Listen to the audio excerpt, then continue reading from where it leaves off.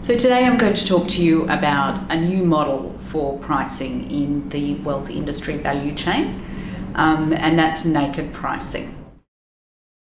To understand naked pricing, what we're going to do is actually break down the industry value chain into its component parts and look at how things are priced now and then how they might be priced in a naked pricing scenario. So let's imagine a value chain with three main parts. The first part is the asset management service, and that is typically priced to the customer at around 75 basis points. The next part is the platform that provides the administration to the customer.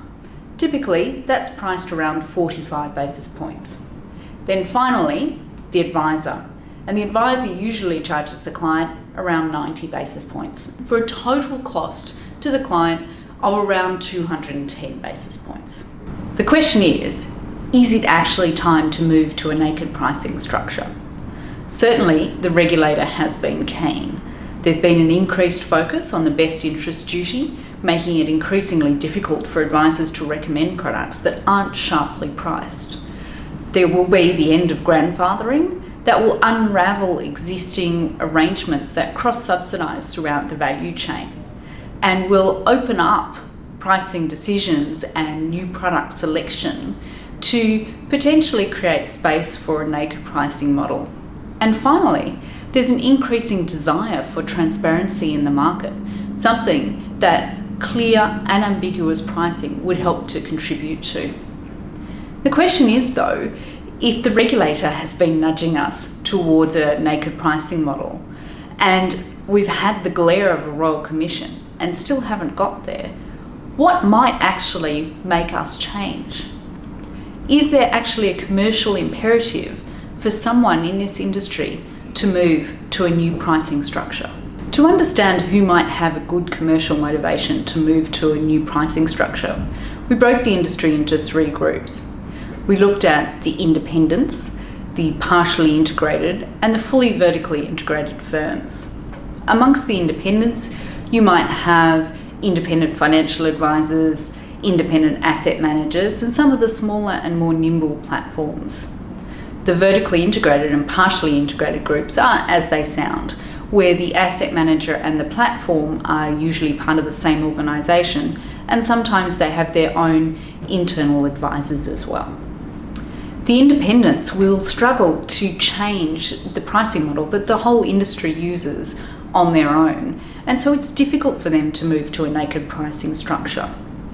Likewise, both groups of integrated organisations have complex internal arrangements and cross-subsidisation that will take many years to unravel. They're also supporting businesses that in some cases are struggling and don't need additional disruption, particularly the advice businesses in these organisations that are suffering post-Royal Commission.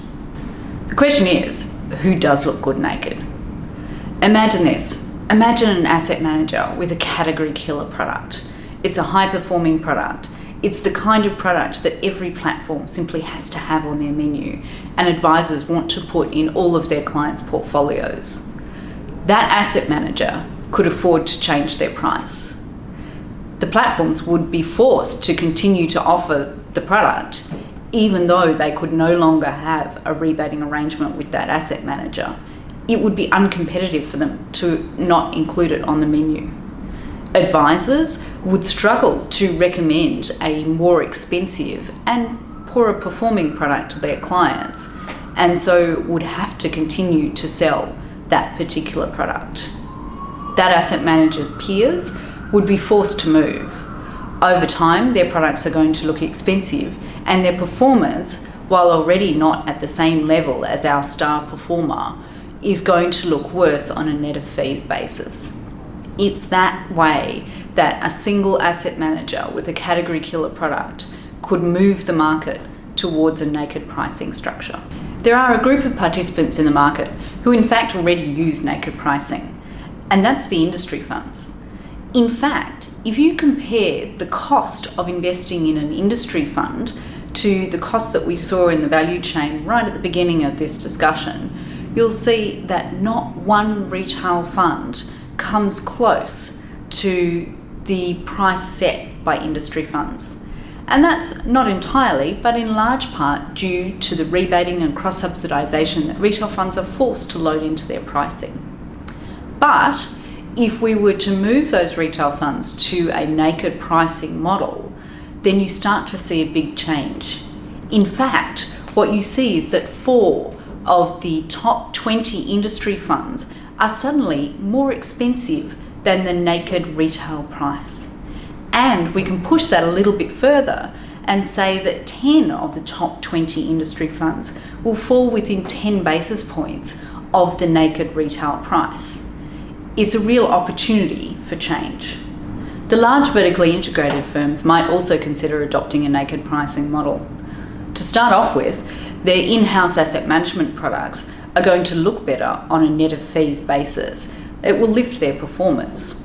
Secondly, their in-house advisors will have no problem recommending house asset management and platform products, as the price will be much sharper and the offer will be compelling. Finally, there's a PR win at a time when the large vertically integrated organisations are looking for an opportunity to rebuild trust. And what better way to do that than by being transparent about price? Moving to a new pricing model is not going to be easy though, and a lot of the heavy lifting is going to fall to the advice part of the value chain, where the price has to go up in a naked pricing scenario. It's not impossible, even though it's difficult. We have seen parts of the independent financial advisor market move their pricing, and their customers have recognised the value that they're creating. So we do see it as possible, although we recognise that for naked pricing to work, each part of the value chain has to move. And for advisors, unfortunately, that price move is up.